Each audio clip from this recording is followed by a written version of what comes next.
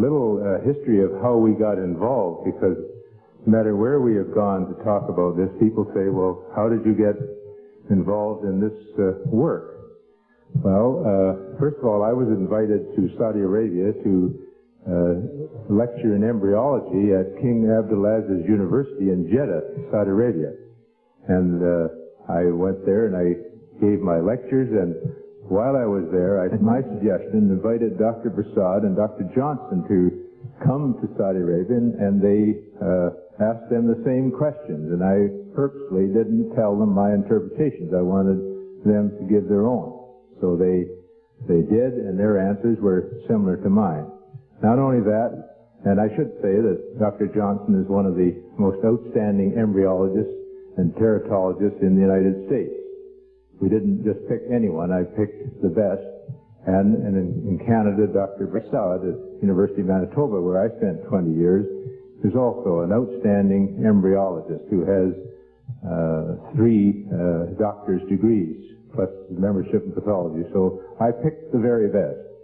And then when I started thinking about other embryologists around the world, we brought in Dr. Edwards from Cambridge, who is, some of you remember the early work on in vitro fertilization, where they fertilize the ovum outside the mother because the sperm and the egg can't unite because of a blockage in the uterine tube or fallopian tube.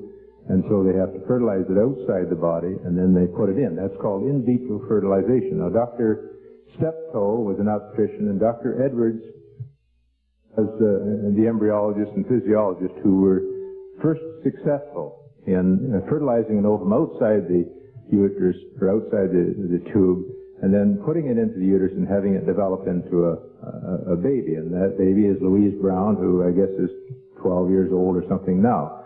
That is a whole story.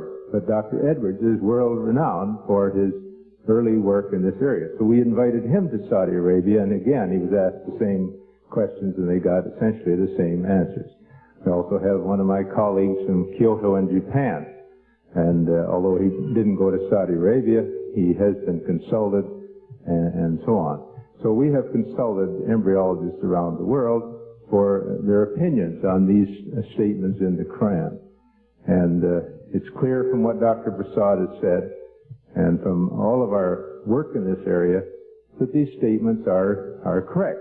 The stages. We didn't know about stages, as Dr. Prasad says, until a few years ago.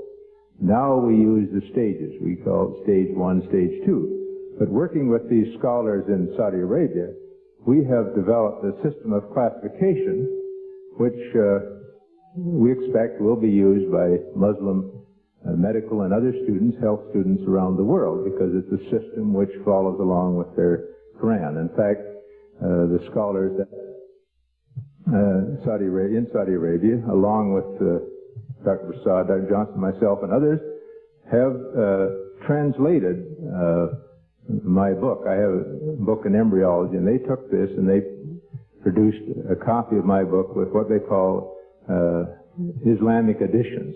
So each chapter they put in 3 or 4 pages citing the verses from the Qur'an, just as you see here, and then the interpretations that they've obtained from me and others in this book. Now, this book is not available for sale as such. You can't go in a bookstore and buy it, but Raheel knows where you can get it. Dr.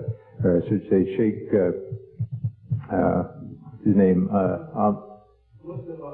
Mustafa Ahmad in Chicago, and Raheel has his name and so on, and the copies of this book are available to Muslim societies. I have one copy, and anyone wants to borrow it, you can certainly do that. I've loaned that to some of the students who've written essays on this and so on.